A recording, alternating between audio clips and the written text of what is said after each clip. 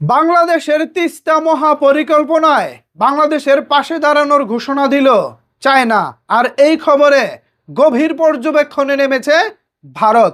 ঠিক কি এমন কারণে তিস্তা মহাপরিকল্পনায় বাংলাদেশের পাশে চায়না দাঁড়ানোর কারণে দিল্লির এখন মাথা ব্যথা শুরু হয়েছে, এ বিষয়ে বিস্তারিত জানিয়ে নিউজ প্রকাশ করেছে যুগান্তর পত্রিকা।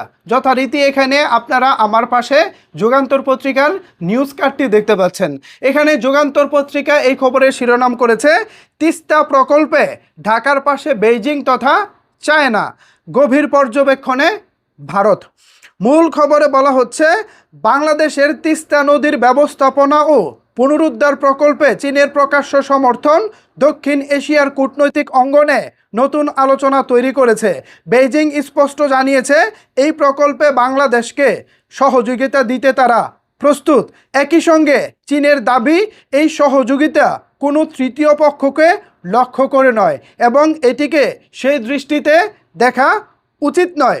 চীনের পররাষ্ট্র মন্ত্রণালয়ের মুখপাত্র গু জিয়াকুন বেইজিংয়ে এক সংবাদ সম্মেলনে বলেন, তিস্তা নদীর ব্যবস্থাপনা বাংলাদেশের মানুষের কল্যাণের সঙ্গে জড়িত একটি গুরুত্বপূর্ণ প্রকল্প। চীন এই উদ্যোগে যথাসাধ্য সহযোগিতা করতে প্রস্তুত। তিনি আরও বলেন, বাংলাদেশ ও চীনের সহযোগিতা পারস্পরিক উন্নয়ন এবং অভিন্ন স্বার্থের ভিত্তিতে এগিয়ে যাচ্ছে। অর্থনীতি, বাণিজ্য, পানি সম্পদ ব্যবস্থাপনা এবং জনকল্যাণ সহ বিভিন্ন ক্ষেত্রে দুই দেশের সহযোগিতা আরও বাড়ানো হবে।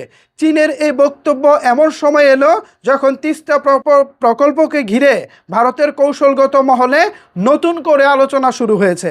ভারতের উত্তর পূর্বাঞ্চলের প্রবেশদ্বার হিসেবে পরিচিত শিলিগুড়ি করিডোরের নিকটবর্তী হওয়ায় তিস্তা অববাহিকার যে কোনো বড় অবকাঠামো প্রকল্পকে দিল্লি অত্যন্ত গুরুত্ব দিয়ে পর্যবেক্ষণ করে বলে কৌশলগত বিশ্লেষকদের অভিমত।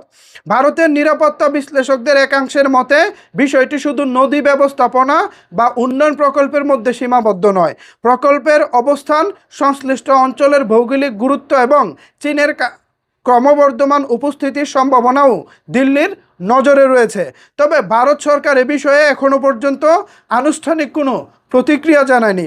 এর আগে শেখ হাসিনার নেতৃত্বাধীন সরকারের সময় তিস্তা প্রকল্পে ভারতের অংশগ্রহণ নিয়ে আলোচনা হয়েছিল।